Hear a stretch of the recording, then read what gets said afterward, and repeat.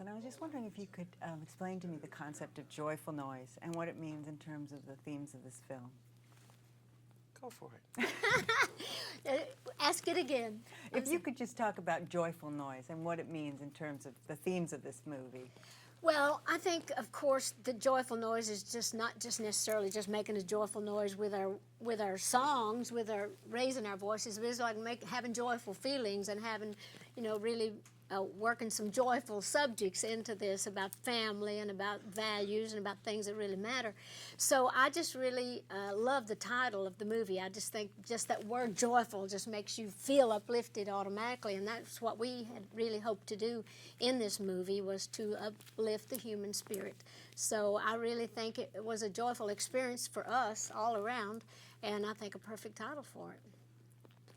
And it's kind of interesting, too, because if you read a little deeper, there's a little conflict in it, if you separate the words. I mean, the joyful is one thing, but then the noise is another thing. And I think what you see sometimes in the film is, people are going through things and sort of butting heads a little bit and, going back and forth with things. And I think ultimately you do reach that point where it is truly a joyful noise. It's not just conflict and difficulties and challenges and egos. It's actually just, hey, let's make a joyful noise unto the Lord. Let's go for it, and that's what the feeling. That's, to me, makes it feel even a little extra more special, a little more extra special, if that is.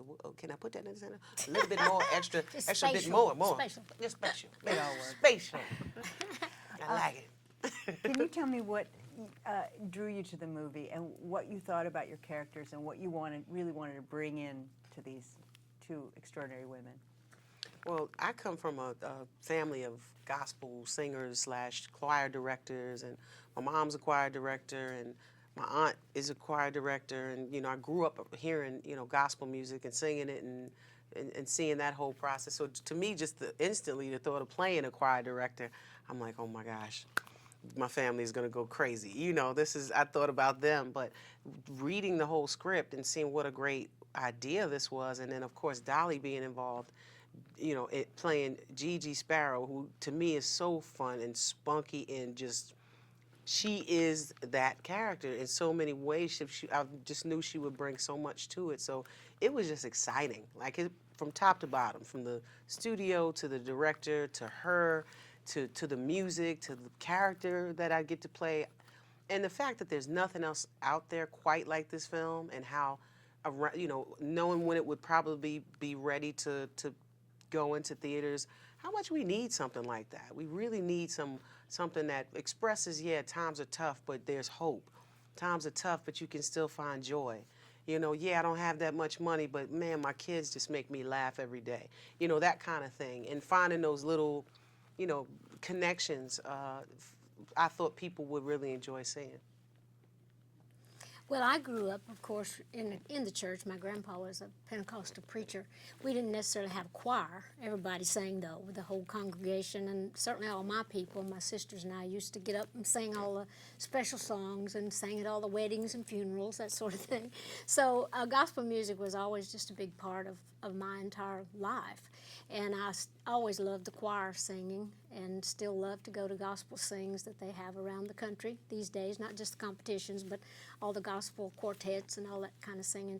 I just think there's a wonderful feeling that comes from that kind of music. It really totally uplifts the spirit. So I think we both related to that within ourselves and our lives, and it made it even twice as good for us.